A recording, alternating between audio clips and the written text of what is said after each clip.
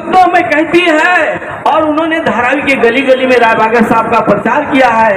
ऐसे बेटी एडवोकेट समय कोर्डे जी आप आए और जोरदार तालियों से दोस्तों बेटी का सम्मान करें।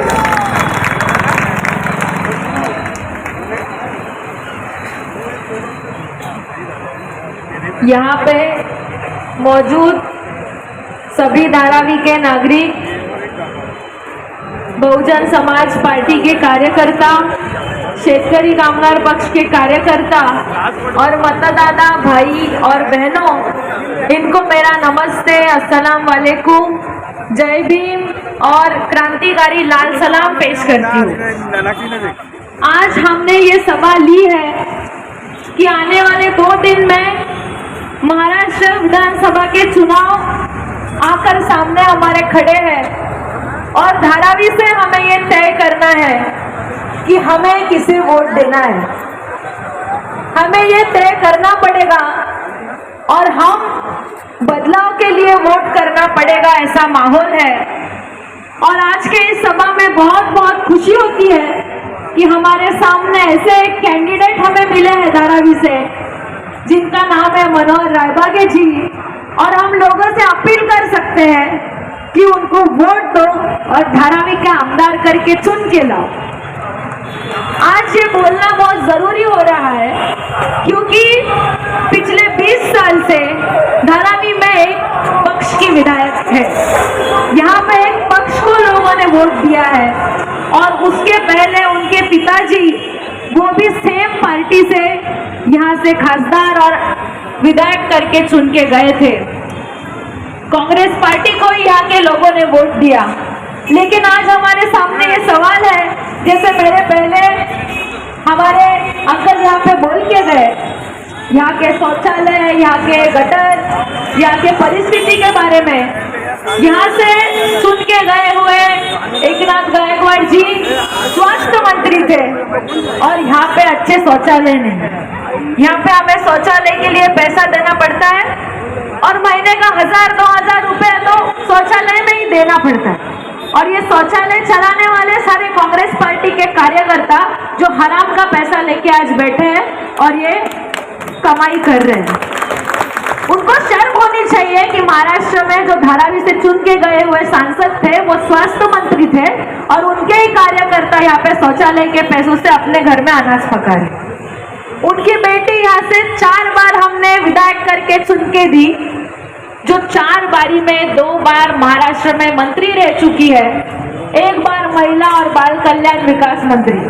हमारी महिलाओं में हीमोग्लोबिन की कमी है, दवाई खानी पड़ती है। कौन सी स्कीम यहाँ पे महिलाओं के लिए अच्छी लाई और यहाँ पे परिस्थिति सुधारे, ऐसे मुझे धारावी की एक महिला यहाँ पे बोले। वो यहाँ से शालेय शिक्षा मंत्री थी।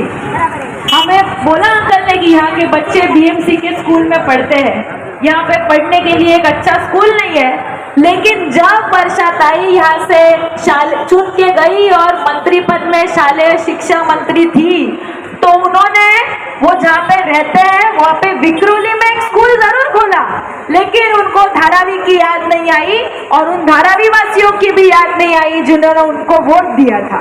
इस बात पे हमें शर्म है कि एक विधायक जो हमने यहाँ से चुन के दी थी, उन्होंने धारावी में एक भी स्कूल नहीं खोला। इस बात पे हमें शर्म है। उसी साथ साथ 20 साल से धारावी वासी एक समस्या से जूझ रहे हैं, वो है यहाँ के पुनर्वसन की समस्या। 2004 में धारावी रीडेवलपमेंट का प्लान आया और धारावी के लोगों को घर के बदले में घर और दुकान के बदले में दुकान दिया जाएगा। 1 जनवरी 2000 पहले के घर पात्र होंगे, ऐसा ये जीआर था। और तब से धारावी वासी धारावी बचाओ आंदोलन के माध्यम से ये लड़ाई लड़ रहे हैं कि जल्दी से जल्दी ये प्रकल्प लागू किया जाना चाहिए और धारावी वासियों को जल्दी से जल्दी यहाँ पे डेवलपमेंट होके घर मिलने चाहिए। लेकिन कभी उन्होंने इस आंदोलन में अपना प्रेजेंस नहीं दिखाया, कभी इस आंदोलन के बारे में वो बोलते नहीं दिखे, कभी शामिल नहीं हुए। यहाँ पे 2022 में जब इस सरकार ने ये प्रोजेक्ट का टेंडर अडानी को दे दिया और यहाँ के लोगों को बड़े पैमाने पे अपात्र करने की साजिश रची गई, अडानी को मैच फिक्सिंग करके यहाँ के गवर्नमेंट ने ये टेंडर दिया, तभी भी वर्षा गायकवाड़ जी इस आंदोलन में हमें दिखी नहीं। यहाँ पे एक प्राइवेट कंपनी से जिसको 80% पार्टनरशिप है इस प्रोजेक्ट में, वो यहाँ पे दुकान दुकान घर घर में अपने नंबर डाल के गई, लेकिन कांग्रेस पार्टी का एक कार्यकर्ता और खुद वर्षा गायकवाड़ जी हमें यहाँ पे वो सर्वे पे रोक लगाने के लिए आई, ऐसा हमें दिखा नहीं। इस बात की भी हमें शर्म है। कल हमारे अगर वो सर्वे नहीं रोक सकते तो हमारे घर जब अपात्र हो जाएंगे, हमें धारावी की 500 एकड़ की जगह में जो अडानी को मुंबई की 1500 एकड़ की जमीन मिलने वाली है, तब जब धारावी वासियों को भाड़े से मुलुंड में घर दिए जाएंगे, धारावी वासियों को बाहर फेंक के वडाला में घर देने की साजिश होगी और हमारे घरों पे बुलडोजर चलेगा, तो हमें बिल्कुल विश्वास नहीं है यहाँ से जो कांग्रेस पार्टी का विधायक चुन के जाएगा वो हमारे घर बचाने के लिए आएगा।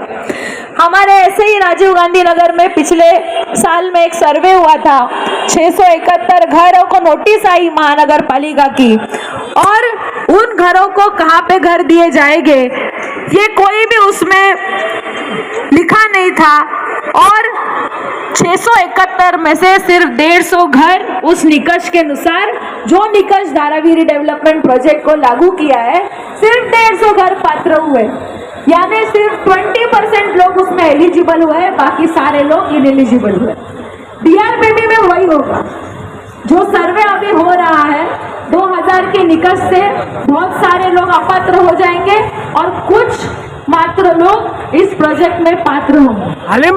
लेकिन 20 साल में कभी इसके बारे में उन्होंने आवाज नहीं उठाया। लेकिन जब चुनाव लोकसभा के और महाराष्ट्र के सर पे थे, और जब राहुल गांधी जी उनके पार्टी के वरिष्ठ नेता जब अडानी के खिलाफ बोलने लगे, तो उनको ऐसे लगा कि पार्टी के वरिष्ठों को दिखाने के लिए मेरे धारावी के बारे में मैं भी कुछ अडानी के खिलाफ बोलूं, और ये साजिश रख के वो हमें धारावी बचाओ आंदोलन के मंच पे दिखी।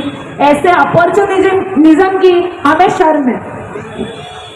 आने वाले इस चुनाव में हमें बदलाव के लिए वोट देना पड़ेगा, और जिस तरीके से काम चल रहा है, जो माहौल धारावी में है, मुझे लगता है कि धारावी में परिवर्तन की एक सैलाब है, बदलाव का सैलाब है, और हर धारावी वासी इस चिढ़ से वोट करना चाहता है। लेकिन हम इतने दिनों से काम कर रहे हैं, बस एक सबको गुजारिश है कि हर घर में जाओ और उनको बताओ कि हमारी निशानी इस बार चेंज हुई है, हमें इस बार 2 नंबर पे वोट देना है, हमारा चुनाव चिन्ह हाथी है। लोगों को बदलाव जरूर करना है, लेकिन ये चिन्ह, ये नंबर लोगों तक पहुंचना बहुत बहुत जरूरी है। हमारे कार्यकर्ताओं से ये गुजारिश है कि ये 2 दिन में, जो हमारे पास 2 दिन है, हर घर में अपनी पर्ची दो, हर घर में अपना प्रचार करो, हर घर में अपना वोट मांगो।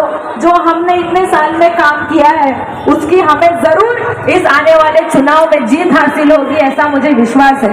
आप सबको भी मैं ये बताना चाहती हूँ कि हमारी पार्टी शेतकरी कामगार पक्ष इंडिया अलायंस का और महाविकास आघाड़ी के गठबंधन में है, लेकिन धारावी में हमें ये निर्णय लेना पड़ा कि चुनाव के पहले जब वर्षा गायकवाड़ जी बाजू के चुनाव क्षेत्र से सांसद करके चुन के गई, उन्होंने अपनी बहन को डॉक्टर ज्योति गायकवाड़ जी को यहाँ पे फेस बनाया।